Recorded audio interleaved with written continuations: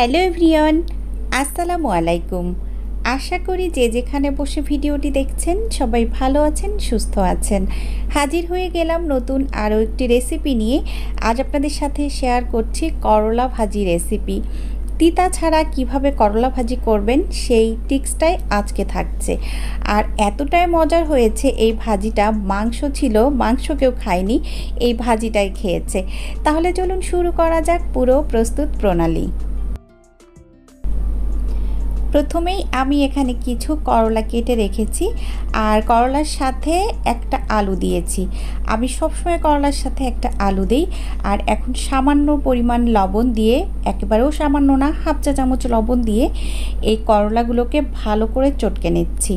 আর এইভাবে চটকে নেওয়ার ফলে যে এই করলার মধ্যে তিতা থাকে সেটা চলে যায়। তো এইভাবে চটকে নিয়ে তারপর আমি করলাগুলোকে ভালো করে ধুয়ে নিব। ধুয়ে একটা চালনির মধ্যে রেখে দিব পানিটা ঝরানোর জন্য, তারপর রান্না করব। আর আজকে কিন্তু এটা আমি করলা না, এটা উচ্ছে নিয়েছি। উচ্ছেটা কিন্তু বেশি তিতা হয়। আর এই যে আমি মাছের ডিম নিয়েছি এই করলাটা ভাজি করার জন্য। এখন আমি করলাটা ভাজি করতে চলে যাচ্ছি। কড়াই বসিয়ে দিয়েছি, কড়াইটা গরম হয়ে গিয়েছে, তখন আমি তেল দিয়ে দিলাম। আর আজকের ভাজি করতে একটু তেলটা বেশি লাগবে, যেহেতু তেলের উপরে ভাজিটা করব, ওই জন্য পরিমাণ মতো আমি তেল দিয়ে দিলাম। আর এখন আমি দিয়ে দিচ্ছি এখানে 1 কাপ পরিমাণ পেঁয়াজ কুচি। আর করলা ভাজি করতে গেলে কিন্তু পেঁয়াজের পরিমাণটা বেশি দিতে হয়, তাহলেই কিন্তু তিতাটা একটু কম লাগে। তো এখন দিয়ে দিচ্ছি বড় একটা সাইজের রসুন, আর কি সেটাকে আমি কুচি করে নিয়েছি, এখন সেটাও দিয়ে দিলাম। এখন পেঁয়াজ আর রসুনটাকে আমি ভালো করে ভেজে নিব।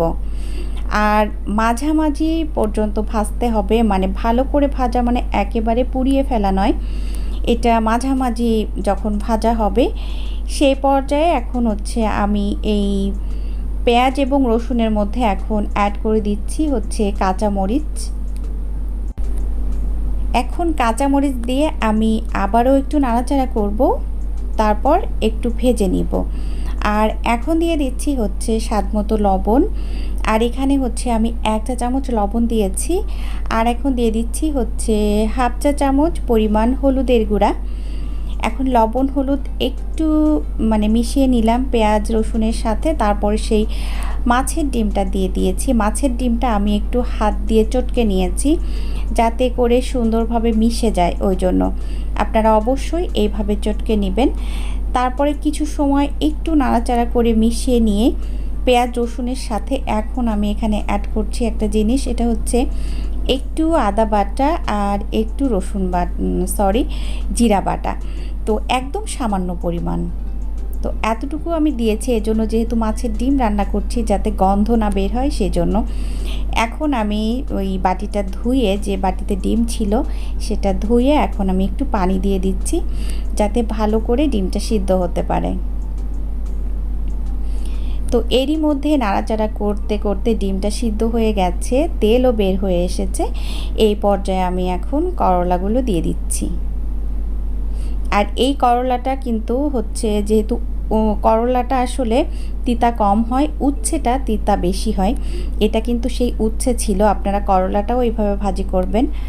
আর এটা এতটাই মজার হয়েছিল, আমার বাসায় অনেক কিছুই রান্না করেছিলাম, বাট এটাই সবাই মজা করে খেয়েছে, একদমই তিতা হয় নাই। এখন আমি কিছু সময় একটু নাড়াচাড়া করে তারপর চুলার আঁচটা মিডিয়ামে রেখে আমি একটু ঢেকে রাখবো, যাতে করে করলাটা এবং আলুটা সিদ্ধ হয়ে যায়। ফিরে আসলাম 5 মিনিট পর। 5 মিনিট পর ঢাকনাটা সরিয়ে এখন আমি একটু নাড়াচাড়া করছি। আর এই পর্যায়ে কিন্তু চুলার আঁচটা আমি বাড়িয়ে দিয়েছি, কারণ আমি যে 5 মিনিট রেখেছিলাম চুলার আঁচটা কমিয়ে, ওই সময় কিন্তু আমার করলাটা সিদ্ধ হয়ে গেছে। আর আপনি যদি বেশি সময় ধরে করলাটাকে জাল করেন তাহলে কিন্তু সেই করলা তিতা হয়ে যায়, এটাও কিন্তু মাথায় রাখতে হবে। তো এরই মধ্যে চুলার আঁচটা বাড়িয়ে দিয়ে আমি ভালো করে ভেজে নিচ্ছি। আমার আলু এবং করলা দুটোই সিদ্ধ হয়ে গিয়েছে। তো আশা করছি আজকের রেসিপি আপনাদের কাছে ভালো লেগেছে। আর যদি ভালো লেগে থাকে তাহলে অবশ্যই একটা কমেন্ট করে আমাকে জানাবেন।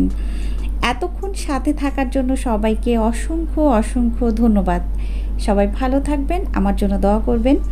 আগামী রেসিপি দেখার আমন্ত্রণ জানিয়ে বিদায় নিচ্ছি। আল্লাহ হাফিজ। আসসালামু আলাইকুম।